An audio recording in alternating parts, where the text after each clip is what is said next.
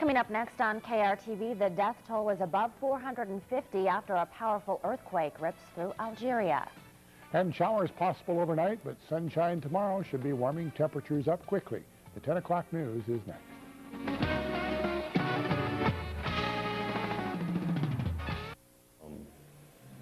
U.S.-wide, I think, is over 500,000 Alberta cattle make it into the U.S. every year, and a good, like I said, a good majority of those come through here. So, U.S. borders remain closed to Canadian beef until authorities determine yesterday's discovery of mad cow disease was an isolated case.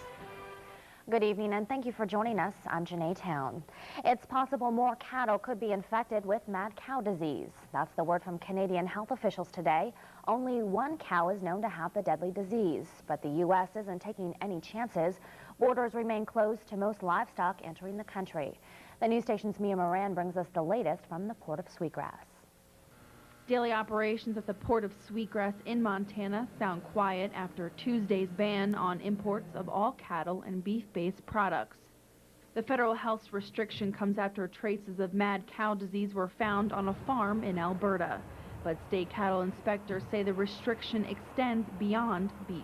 Deer, elk, and buffalo as well too, and also includes boxed meat that would be along with that in animal derivatives and all too, bone meal, things like that. Dr. Jim Becker, the border's veterinarian and livestock inspector, says this discovery could be a major blow to Canadian cattle trade. Alberta cattle come through, majority of them do come through this port here and are inspected here. Dr. Becker typically inspects more than 100 loads of cattle each day. He cautions against overreaction. I think we have the safest food supply in the world here. Something to be aware of, but as far as changing your eating habits and all because of that, no, I wouldn't. With the findings coming nearly 4 months after the infected cow was slaughtered, the long-term effects to the beef industry are still unclear. In Sweetgrass, Mia Moran for Montana's news station. The discovery of mad cow north of the border has many Americans wondering if it's safe to eat beef. Experts say the discovery of the disease is proof the right tools are in place to keep infected meat from hitting the grocery shelves. Montana Farmers Union Executive Director Brooks Daly says consumers should be concerned about the beef they eat, but this could be a good move for the local cattle industry. The United States, as you know, is well known for being the leader in safe, reliable, and consistent food. And we should continue along that line of thinking that we still have a safe and reliable and consistent food source here in the state of Montana. Mad cow is a chronic degenerative disease affecting the central nervous system of adult cattle. While it only affects cattle, a similar illness called Creutzfeldt-Jakob disease is found in humans. There are no reported cases of CJD in the United States, nor do health officials believe any of the country's beef is contaminated. Health officials at the federal level and the state level and here locally have no reason to believe that people are at any increased risk who eat beef products here in the United States. The United States Department of Agriculture does some very rigorous screening of beef and beef products. Mad cow was first diagnosed in 1986 in Great Britain. To date, there have been less than 100 cases of CJD worldwide. 3 cases in 3 weeks, 2 of them deadly. While hantavirus is rare, state health officials want to get a clearer picture of the situation in Montana. They say the young ages of the 2 most recent victims shows just about anyone can contract the disease. One of the things that is speculated upon is, their immune systems, because they are highly active functioning immune systems, may play a role in this, and that may make some people progress more. But most of the cases nationally are fairly young, and most of the deaths are. It's young adults predominantly. So it's not really well understood. Health officials say Montanans living or working around rodents, especially deer mice, should take extra precautions. If shortness of breath follows flu-like symptoms, you should contact your doctor immediately. The death toll from a powerful earthquake in Algeria continues to climb. The latest casualty count has at least 459 dead and more than 2,400 injured. Algerian officials believe the numbers will rise as rescue workers find people buried under homes. The U.S. Geological Survey says the quake had a preliminary magnitude of 6.7, while Algeria put it much lower at 5.2. The epicenter was about 40 miles east of the capital city of Algiers. America is not only a nation on high alert tonight, it is a nation on edge.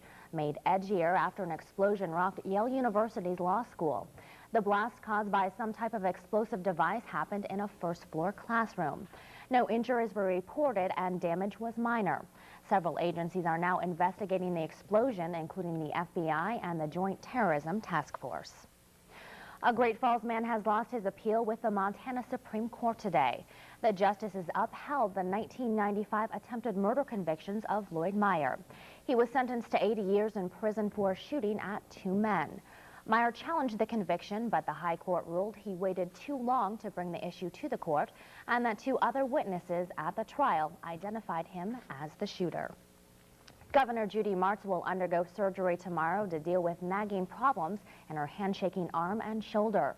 Martz says the procedure will remove calcium growing into the rotator cuff of her right shoulder and a piece of bone from her right arm. Lieutenant Governor Carl O's will be acting governor for the few hours Martz will be under anesthetic.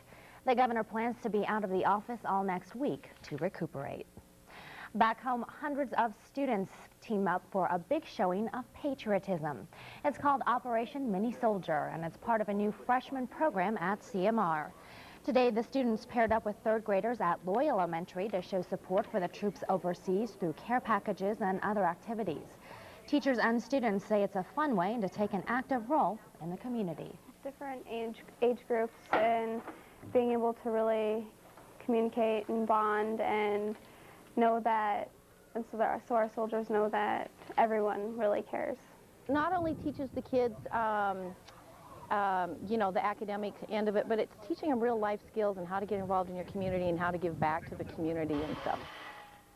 Members from Malmstrom's Red Horse Squadron were also on hand to build new picnic tables, plant trees, and help clean up around school. Still ahead on KRTV, we give you a front row seat at tonight's opening ceremony of the Montana Special Olympic Summer Games in Missoula. But first, for those of you gearing up to head out to your favorite camping spot this weekend, the do's and don'ts of campground etiquette. A little later in the sports report, we'll tell you which local Class B teams have the best chance to take a state track title this weekend. And we'll check the highlights from Game 2 of the Western Conference Finals between the Spurs and the Mavs. And in weather, clouds kept temperatures a little lower than expected today. However, some clearing tomorrow should help warm up highs very quickly. Your 7-day forecast is next.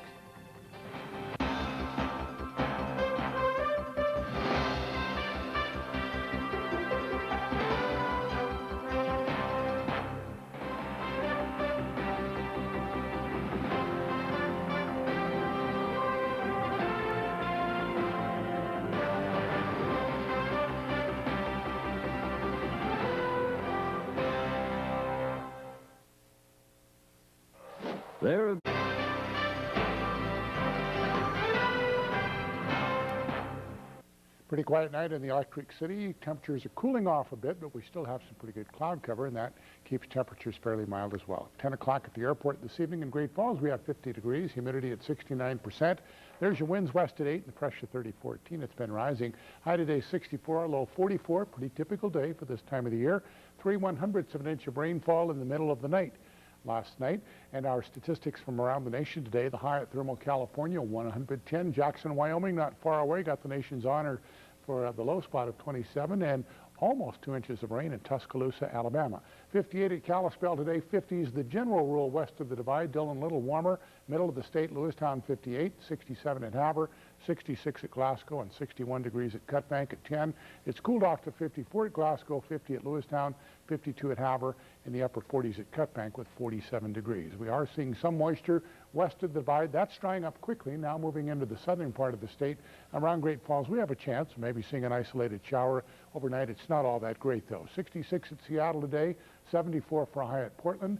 Salt Lake City, 80 degrees in Denver. Their temperature at 76, 71 at Cheyenne, and 70 at Gillette. As we look at tomorrow, high pressure in place. We're kind of at the edge of some clouds and maybe a little bit of moisture in the morning. Hopefully that high pressure will push the sunshine back into our area. There is a melting advisory, we're calling this, for warm weather this weekend as we go into holiday weekend. central Montana up along the Rocky Mountain front. Rising creeks and streams are expected along the front, also the little belts and the southwestern part of Montana. Keep that in mind if you're out doing some camping. Highs today, 107 at Phoenix, 70 degrees at Wichita, 62 at Duluth, 60 in New York City and Miami with a temperature of 87 degrees. We're seeing some showers associated with a front across the eastern seaboard and also some rain showers moving through the Dakotas this evening, some of those heavy in places. Our forecast lows tonight quite mild because of the cloud cover. Browning 37, 39 at Cutbank, almost 40 at Shelby. We'll call it 39, 20% chance of seeing some showers overnight. You may get some showers in the morning as well. Hopefully we'll clear some of this off in the afternoon and see 70 for high at Shelby, a little cooler at Cutbank with 64 and about the same at Browning. Forecast for the Havre area this evening, cloudy, 42 at Havre, 42 at Big Sandy, and about the same at Chester with 41. You have a 20% chance of some light showers. Morning showers lingering on, and then hopefully we can clear some of these clouds out of the way tomorrow. Temperatures in the low to mid 70s, 74, the warmest for high in Havre. For the northeastern part of the state, Glasgow partly cloudy, mid 40s at 44. Saco the same, about 45 degrees at Malta. Tomorrow, lack of moisture in your area, temperatures pleasant, 72 at Glasgow, 72 at Saco, 73 at Malta. A few more clouds, and this 10% is really just a sprinkle and not even a shower if you see that. Here's the forecast for Lewistown, 41 for a low, 40 at Stanford, 42 at Belt. Slight chance of seeing some showers overnight, slight. We might emphasize that. Tomorrow in the morning we could see some showers, but by afternoon we're looking at sunshine. 70 seems to be the norm, 69 at Lewistown, Stanford at 68, and around 70 degrees at Belt. Mostly cloudy with some isolated showers possible in Great Falls tonight. It's only 10 to 20%, mainly closer to 10. Overnight low temperature down to 43. Tomorrow we do have a 20% chance of a shower in the morning, partly sunny skies in the afternoon and warmer. High temperature of 72 as we go through the 7-day outlook. I suspect as you see these temperatures there'll be more planning going on and planning for camping as well. Saturday and Sunday up into the mid 80s, maybe a chance of some holiday showers or thunderstorms. High temperatures on Tuesday and Wednesday still in the mid 70s. Here's a great spring shot from Mabel Suda of Shelby, of course reminding us of the growing season that's just getting started here in the Electric City in north central Montana. So it looks like maybe a good weekend to do some planting then. Well, it looks like a great weekend to do just about anything. Seldom do we get really nice holiday weekends, and this looks to be a dandy. Okay, so take advantage, right? Yes. Okay, thank you, Fred. Well, this weekend, many Montanans will do just that, pack up and head out to their favorite camping spots. But before you go, the news station's Maura Seafring has more on campground safety and some guidelines that will help make your outing more enjoyable. Adrenaline is up and spirits are high, with summer about to begin. But in order to make the most of your time outdoors, being properly prepared to camp is a vital component. Making sure you have the right gear, looking at the weather report. Vital to having a great time. We're all there to recreate and relax, and we don't want anything to stand in the way of that. In addition to having the right gear and calling ahead for information, consideration for your fellow camper is also essential. Keep in mind that pets may be better left at home or should always stay on a leash. And by 10 p.m., keep the noise down, especially generators. Also remember to take care of the land that you're using. Just be good stewards. Oftentimes we have problems with bears in dirty campsites. Other rodents are coming in. Keep a clean camp, not only for your benefit, but for the benefit of the folks who are following you. A safety measure that cannot be forgotten is the prevention of fires. You can never be too careful when building a campfire or using a grill. Never let your guard down while cooking. I know it's a good time. You're out there to enjoy the outdoors, but you have to be safety conscious as well all the time. Never, ever leave it unattended. The bottom line here is common sense when it comes to safety. Following guidelines don't impede on a good time. They only help to make it better. From Helena, Maura Seafring reporting for Montana's news station. Wall Street ended the day up. The Dow advanced 25 points, thanks in part to a cautious economic outlook by the Federal Reserve. Here are the day's results.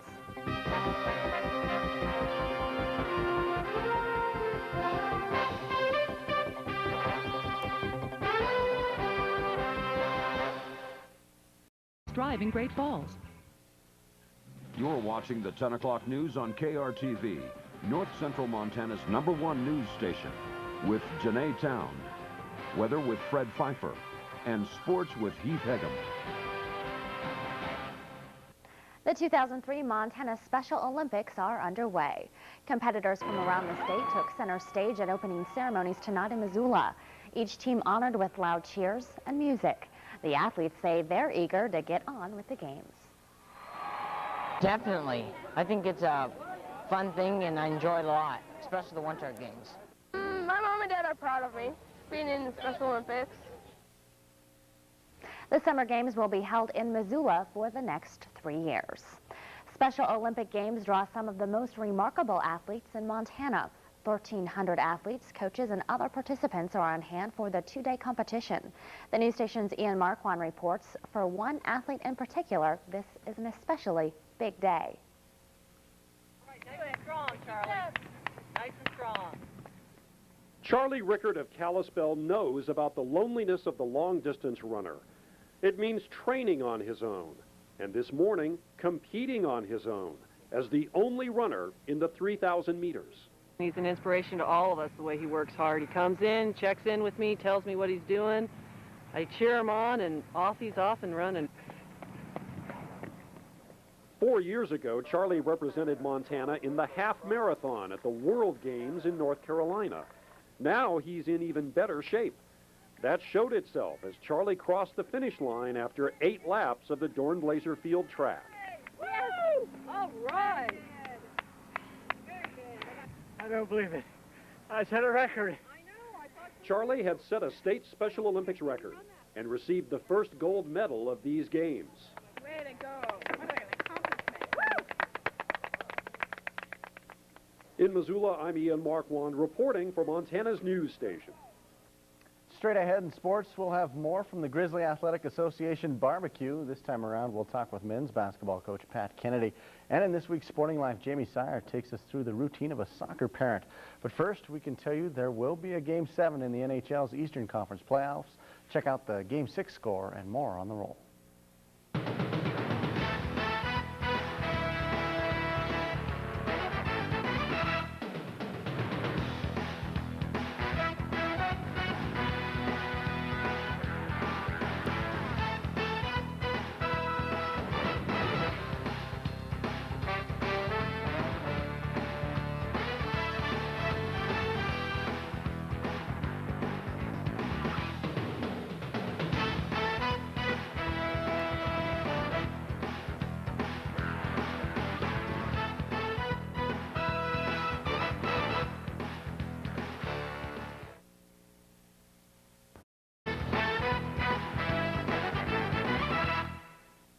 Local University of Montana fans and alumni had a chance to interact with Grizzly coaches tonight at a Grizzly Athletic Association barbecue. Among those in attendance, Pat Kennedy, the head of the Montana men's basketball team, and he has a positive outlook after an up-and-down first season. I thought finishing third in the conference was an outstanding achievement for this group of kids. We gave them a tougher schedule than they had seen in the past, playing Michigan State and Purdue. So I'm excited. I think there's a lot of enthusiasm in Missoula and around the state now, and it's our job to fill up those seats and to get people more excited and to win more. Believe me, we weren't happy with 13 and 17, but I think the foundation was a key this year, and we put it in place. The Grizz coaching caravan will travel to Cutbank tomorrow for a golf tournament. Well, the Class B track meet will be running in conjunction with the AA meet in Helena on Friday and Saturday, and for the Conrad Cowgirls, it will be an opportunity to defend their title. The Cowgirls will rely heavily on the talents of senior sprinter and jumper Lonnie Perkins. She's competing in 5 individual events and has the ability to win them all. And any points from Tiffany Christensen in the 1600 and 800 will definitely help the Cowgirls' chances.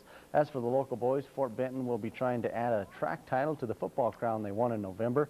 Senior Lauren Utterback will lead the way after victories in the 100, 200, 400 relay, shot put, and discus at the divisional meet.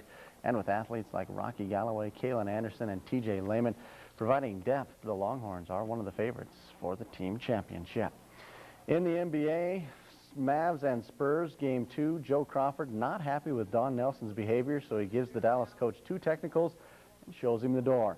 During the actual game, Tim Duncan picks up the loose ball and hits the jumper to end the first quarter. Spurs in control of this one. To the second we go, and off the inbounds, Malik Rose connects on the mid-range jumper. And finally, check out this play. The Mavs miss the 3.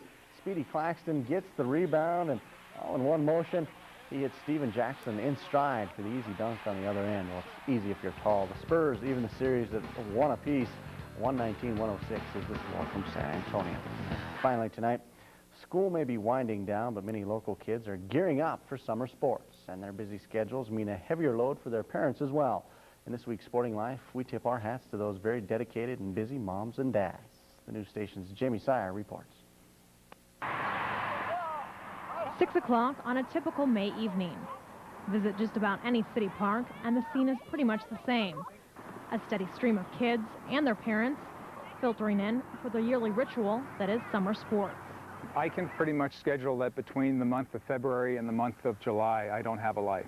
I have my job, and after that, it is spent running kids around or being involved in those sports. But Brian Lockerbie is quick to point out that's by choice. And then you pass it back to As her. the proud parent of 2 soccer players, he not only cheers for them, he coaches them, making him a very busy soccer dad. I call myself more of a soccer mom. I don't know. It's just, it's everywhere. I mean, there's lots of soccer moms out there and lots of soccer dads. It's any sport. You're running around all the time. You really are. And of course, the more kids, the more running around to do. Brian Livedall is a coach and a dad with 4 kids to cart around, and he says teamwork and carpooling are key. It's a commitment on everybody's side, and sometimes we're dropping one off, running to practice, getting done with that one, going picking the other one up. It's like really hard. Sometimes we have to go with somebody else because it's just so time consuming and they have so much to do, so it's kind of hard for them. But despite the hectic schedules and long weekends, it's their love of sports and their kids that keeps them going. In Great Falls, Jamie Sire for Montana's news station. All right, and they'll have a good weekend if they're out busy this weekend. Don't want to mention Dave Dickinson has not signed his contract with the BC Lions yet, getting closer, and report is now that if he does, he will be the highest paid player in the Canadian Football League. Not too shabby. No, all not right. bad at all. Thanks, Heath. We'll be right back. It's not easy to have a career and a family, but my job makes it a lot easier to do both. I'm Michelle Helms. Wake up tomorrow to Montana This Morning. We'll have all the latest local news, plus we'll have a conversation with the trolley lady. And of course, Nick will have your forecast. Wake up with us at 6:30. Finally tonight, country music has come to the high-rolling town of Las Vegas. Stacey Case reports on the Academy of Country Music Awards, which aired tonight on CBS.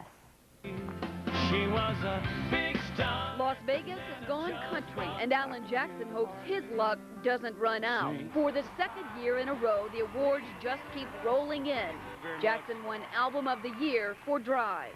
I thought I'd got all this last year, but I appreciate the Academy recognizing this album was a very special album for me. It had a lot of personal music on it. Brooks and Dunn did it again, too. Vocal Duo of the Year, 3 years in a row. Their 18th Academy of Country Music Awards. Stick with us, please. We love you.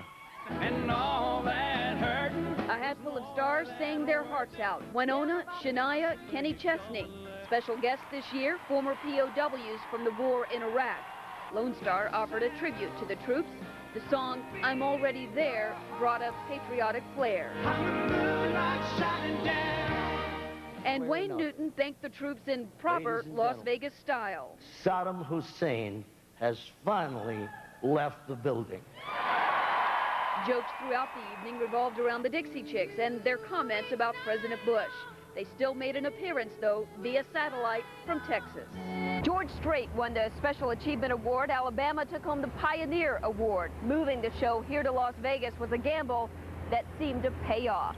Stacey Case, CBS News, Las Vegas. As far as the weather goes, we're expecting a warming trend as we get into the weekend. Overnight low temperature, very mild because of the clouds, down to 43. We're hoping to bring some sunshine tomorrow afternoon, high of 72. Don't forget, you can always find our 7-day forecast on the back page of the Great Falls Tribune. Thursday's trip has more on the University of Montana student who reached the summit of Mount Everest. And in the outdoor section, everything you want to know about paddlefish. A lot of people will be getting out there doing a little fishing this weekend. One note we do want to mention, Dennis Morris, he's a former CMR athlete. I think he has the shot put record at that school. He now has the discus record at Dickinson State, and he was Male Athlete of the Year at the university this year. So Congratulations to him. Absolutely, and some good track stuff coming up this There week. should be some great track stuff coming up this weekend. Some records could fall, and Helena and Missoula, AA, A, B, and C will all be going at it. All right, thanks, Ethan. Thanks for watching us tonight. Make sure you wake up tomorrow morning with Nick and Michelle at 6:30. We'll see you later.